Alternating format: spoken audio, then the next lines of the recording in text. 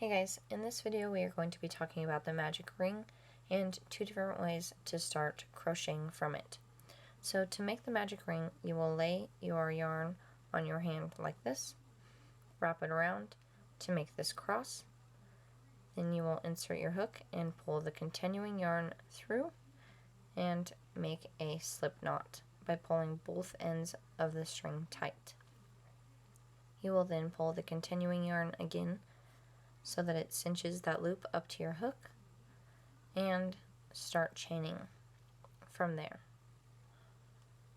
Another way to work the magic ring, you will make the magic ring and have the cross at the top.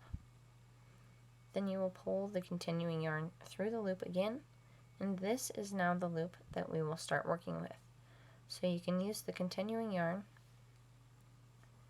and chain 1 to start single crocheting, or chain 2 or 3 if you want to double crochet or triple crochet, and then you will simply start crocheting around the ring. So you will work your stitches right around the ring itself.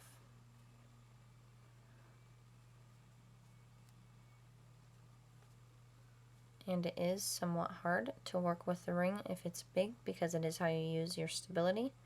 So then you can pull the tail to make it just a little bit smaller and easier to work with, and continue working your stitches around the ring until you have as many as you need.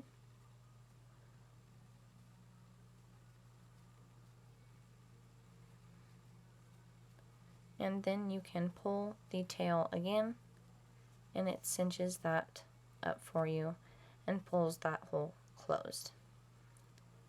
So I hope this was helpful for all of you, and if it was, please give this a like and check out some of my other videos, and I will see you guys in the next one.